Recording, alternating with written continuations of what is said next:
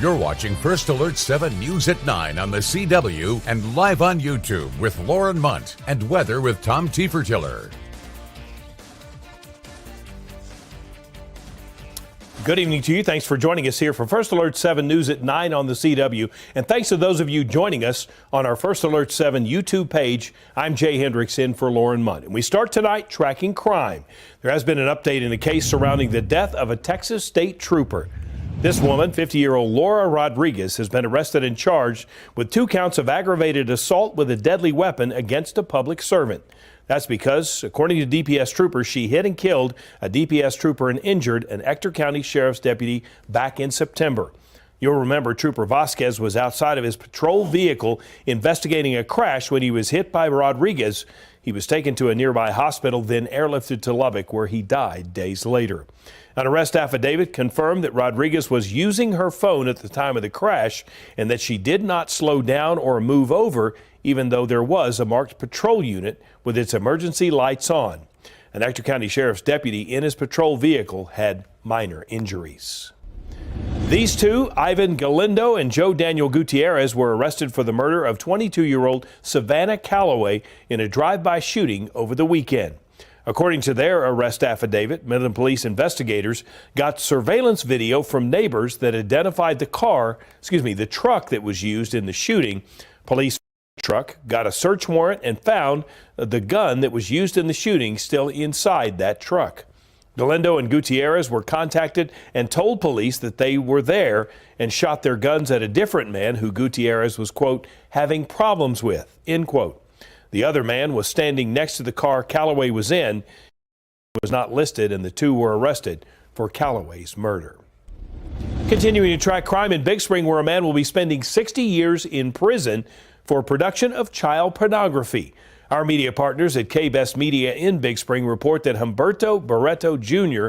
pled guilty to 2 counts of production of child pornography and was sentenced by a federal court to 60 years in prison, and now faces at least 19 other charges in Howard County, all related to child pornography. Information about those specific charges is up on our website, firstalert7.com.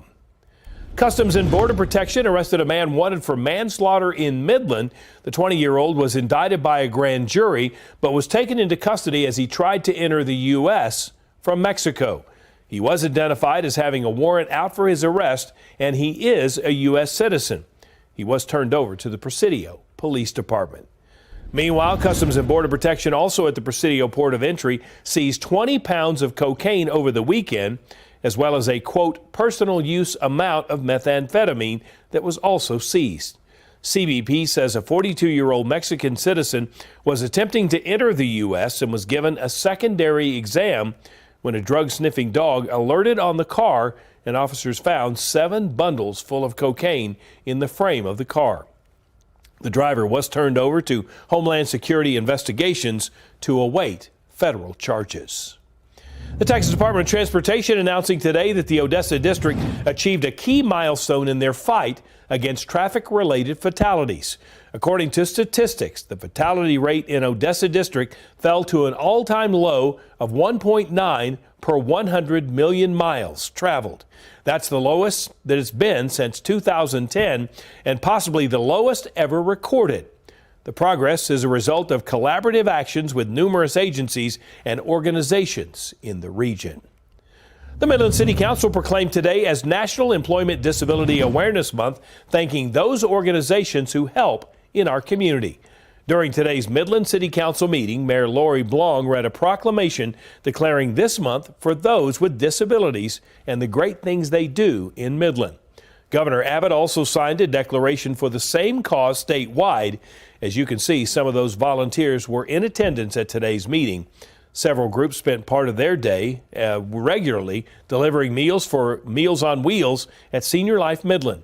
Thanks to all of them for helping out with those causes. Earlier this morning, the Midland City Council authorized the plan of a 2025 routine airport maintenance program with the Texas Department of Transportation. Now, the Texas Department of Transportation will provide the city of Midland with a grant of $100,000 for improvements and maintenance costs. This is at the Midland Air Park Airport. You may remember the multi-million-dollar grant that MAF received to replace asphalt with concrete. This grant will cover a similar issue at the Midland Air Park. The grant used to cover routine maintenance with a 50-50 match with the city of Midland, but over the last 2 years, TxDOT has covered 90% of those costs. Well, we have a huge project coming up at Air Park, a $23 million project that's going to redo all the pavement on the airfield. So that project is taking the forefront right now. By the way, tomorrow, the airports are holding a meeting to discuss when the pavement project will begin, but the infrastructure project will start sometime next summer. Both projects could take up to a year. Speaking of city council meetings, Odessa meets tonight, and First Alert 7's Isabella Garriga was there. We are keeping an eye out on a few agenda items, including an ordinance to amend restroom use regulations in public buildings, plus the city looking at water infrastructure. Another agenda item would consider the city applying for the Texas Water Development Fund. Another would transfer funds for the Darrington wastewater plant. Our Isabella Garriga will have a recap of the meeting tonight on First Alert 7 News at 10 o'clock. Time now to talk your weather forecast. The sun beginning to is actually already set. It's beginning to cool down tonight, and then we get ready for another day tomorrow. Chief Meteorologist Tom Teefer-Teller joined us. Tom, a repeat of today tomorrow? It looks that way, as we'll see temperatures maybe a couple of degrees hotter out there tomorrow afternoon. Now, the scattered showers and thunder showers are gone for tonight, but the mountain areas could be looking at those once again coming up tomorrow afternoon. As temperatures today were up there into the upper 80s to low 90s across many locations, all the way up to 94 in Presidio this afternoon. Temperatures currently, it's a quiet evening, very mild temperatures into the mid 70s across many areas, but still hanging on to some 80s, even some 90s along the Rio Grande. But most areas, though, are starting to cool off with calm winds out there, so not a lot of breeze in the overnight hours, as we'll see things rather quiet and temperatures settling into around 60 once again overnight tonight. But then it looks like more of the same tomorrow as the October heat continues. We'll tell you when we might see a little relief coming up here in a few minutes.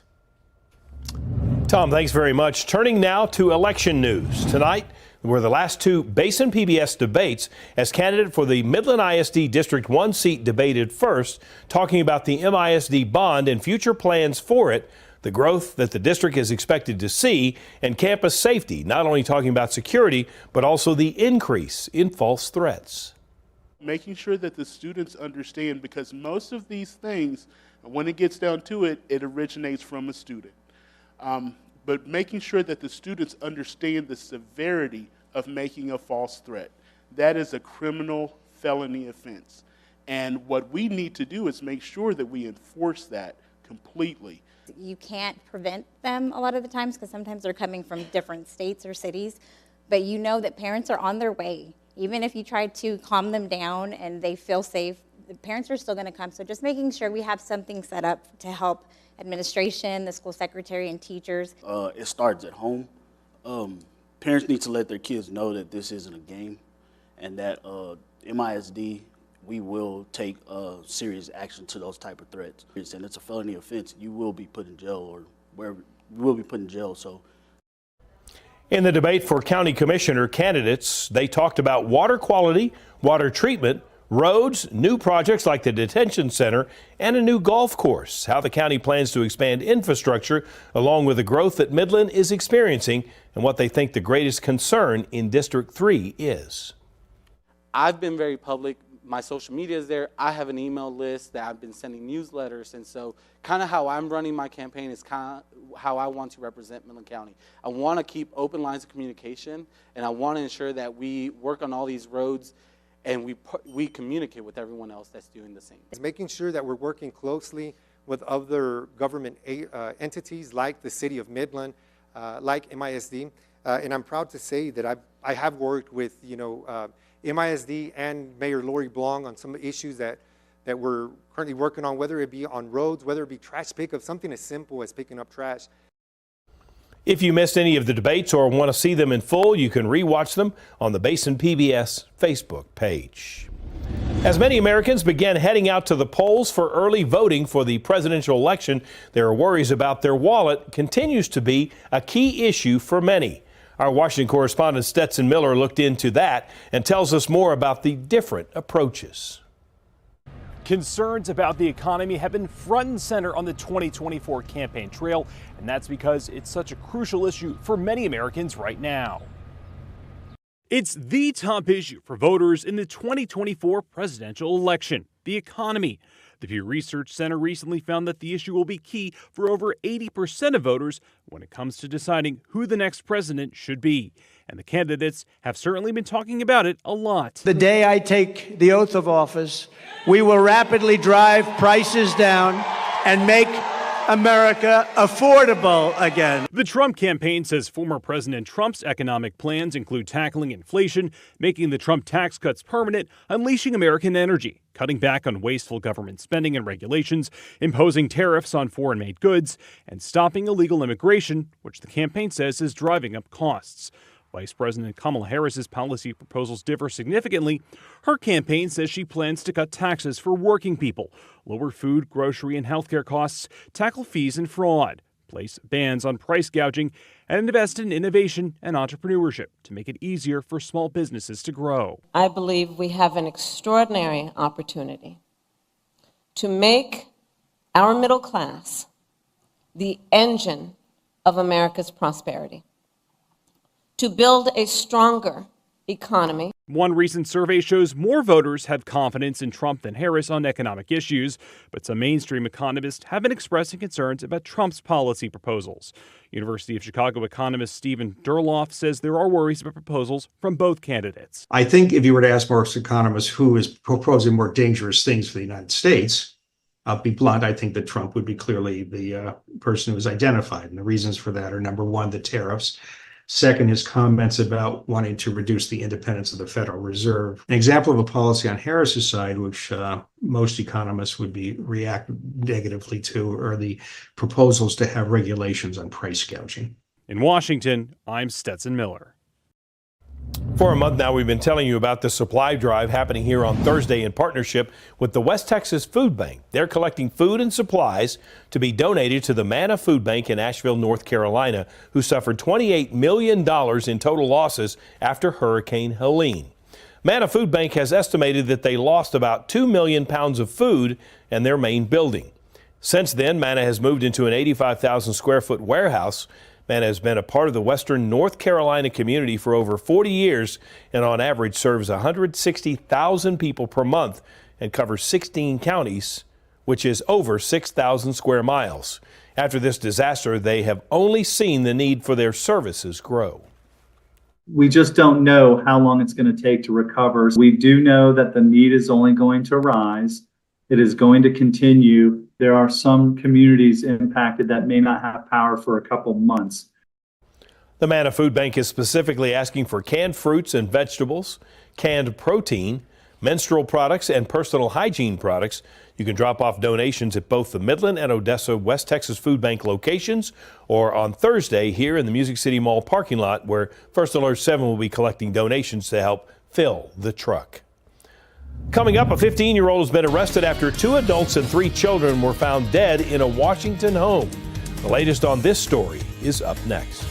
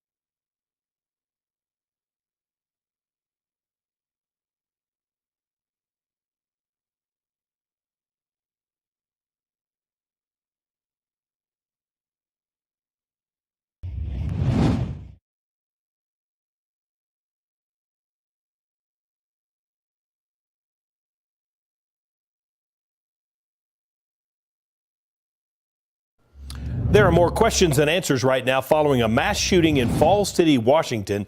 A 15-year-old was arrested after 5 people, including 3 minors, were found dead in a home. Maribel Gonzalez has the latest on the investigation. Very, very sad, very disturbed. 911 calls led authorities in Falls City, Washington to a grisly discovery at a home on Monday. When deputies entered the residence and property itself, they discovered 5 deceased individuals inside the home. These included 2 adults and 3 juveniles. Mike Mellis, a deputy for the Kings County Sheriff's Office, says another teen was taken to the hospital. A 15-year-old was arrested at the scene. But it does appear to be that this is a family incident, clearly a domestic violence incident that involves not only a young man who's now in significant trouble, and it involves firearms. Mellis says at the time of the arrest, there was no significant confrontation with the teen suspect. Charges, if any, are pending.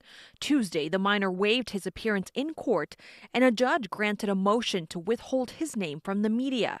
His attorneys saying that their client is a, quote, 15-year-old boy who enjoys mountain biking and fishing and has no criminal history. The police haven't come out to this address really for any significant reason for years. The motive behind the deaths remains a mystery. And hopefully we'll come to some kind of conclusion as to why this happened. I'm Maribel Gonzalez reporting. There have been 428 mass shootings so far this year in the U.S. That is according to the Gun Violence Archive. Well, we are going to be looking at some more heat in our forecast as temperatures look kind of hot tomorrow. We'll take a look at it up next.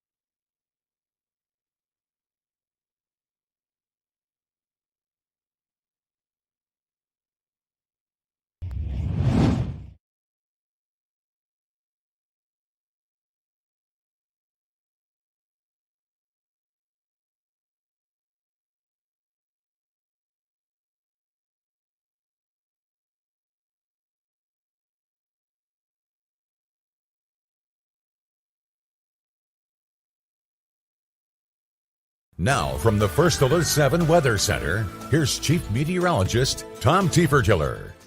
Well, taking a look at the weather makers at the present time, we are seeing that a ridge of high pressure continues across the western U.S., and that is affecting our weather here in West Texas. Now, there was a little lift associated with the southeast wind, some daytime heating, so kicking off some showers and thunder showers in those mountain areas. But once the sun set, everything really winding down.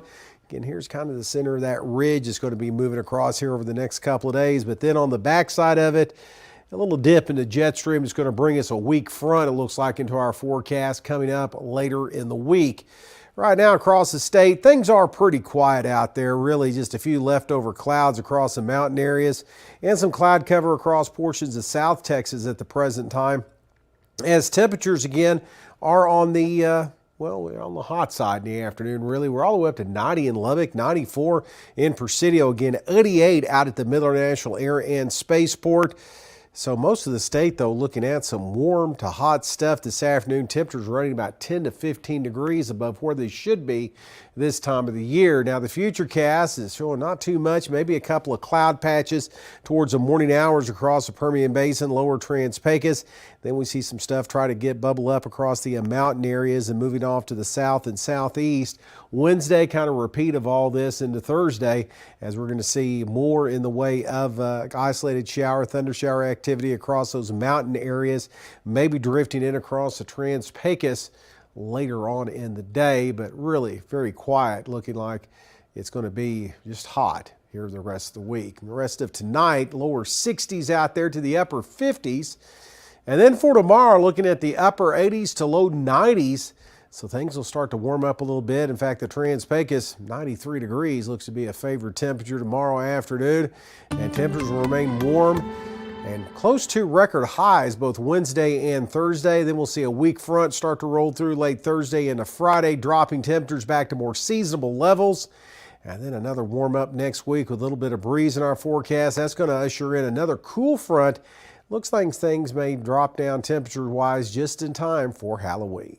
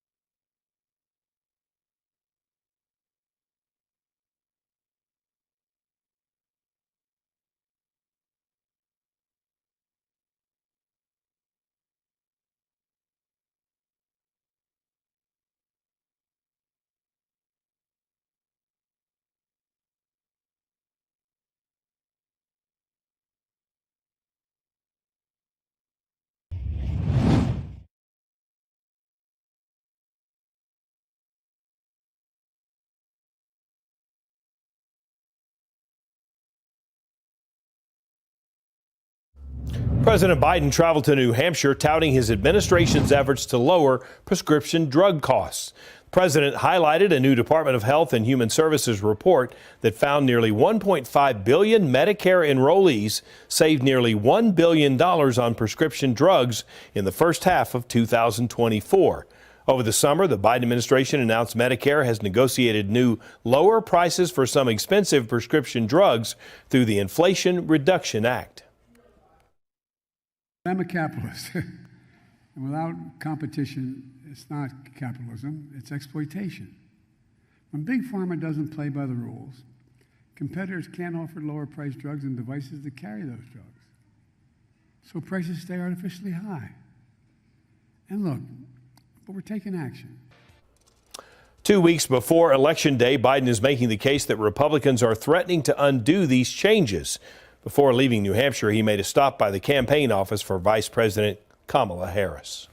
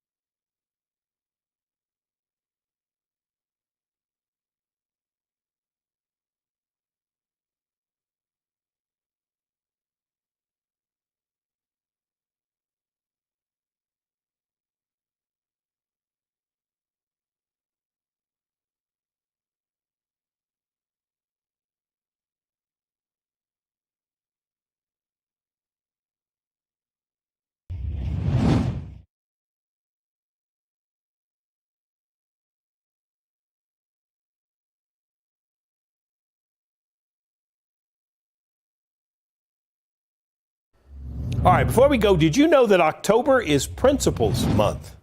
Midland and Ector County ISD made posts to celebrate their principals in the district.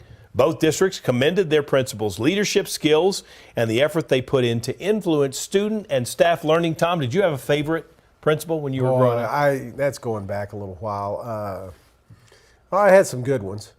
Yeah. I can't really remember the names right now. Can't remember names. Well, you know my favorite. My favorite was Gail Pond Alamo, and she was our principal, and I mean, just a neat lady. And so if you do have a favorite principal out there, those of you who are watching, and if you want to remember that person, there have been some good ones over the years. Boy, what a tough job, too, to keep up with kids. Tough job keeping all those kids organized. I tell you, it's probably tougher else. now, you think? Oh, I think so. I think it just times have changed, Yeah. Good stuff there. Well, anyway, though, it's going to be some decent weather here over the next few days. A little on the hot side, Jay. Temperatures in the upper 80s this time in October. We deserve better. Yeah, we've been spoiled, haven't we? Yeah, we deserve better, though. We deserve some cooler temperatures. We might get them.